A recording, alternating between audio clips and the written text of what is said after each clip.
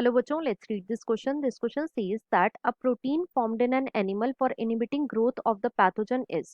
तो बेसिकली इस क्वेश्चन में हमसे पूछा गया है कि एनिमल के अंदर ऐसा कौन सा प्रोटीन फॉर्म होता है जो कि पैथोजन की ग्रोथ को इनहिबिट करता है. Option 1 antigen, option 2 antibody, option 3 antibiotic and option 4 anti allergen. अब अगर इस क्वेश्चन के मैं की कॉन्सेप्ट की बात करूं तो इस क्वेश्चन का जो की कॉन्सेप्ट है वो है बच्चों immunity. Let me right it over here. It is immunity. अब सबसे पहले तो देखो इम्यूनिटी क्या होता है. तो बच्चों immunity is the ability of body to fight against pathogen.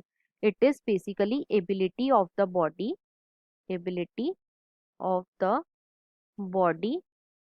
To fight against pathogen, to fight against pathogen. Right.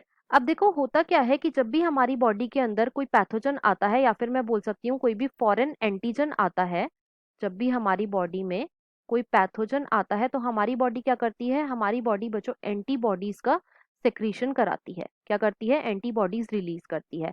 अब एंटीबॉडी कौन रिलीज करता है हमारी बॉडी के अंदर, तो वो होते हैं बच्चों B lymphocyte. These are B lymphocyte. Right.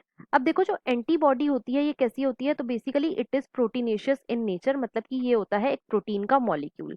Right. अब एक जो एंटीबॉडी होती है बच्चों it is made up of 4 peptide chain. इसके अंदर कितनी चेन होती हैं, 4 पेप्टाइड चेन होती हैं.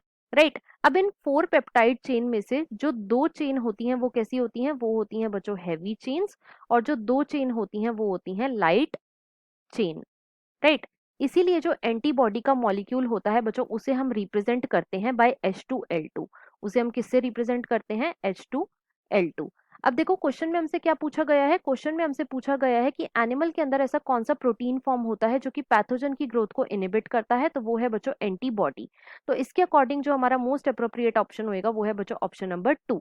ऑप्शन 1 में हमें गिवन है एंटीजन, तो ये इनकरेक्ट हो जाएगा. एंटीजन क्या होते हैं, ये बच्चों फॉरेन पार्टिकल्स होते हैं. राइट. इसलिए ये ऑप्शन हमारा इनकरेक्ट हो जाएगा.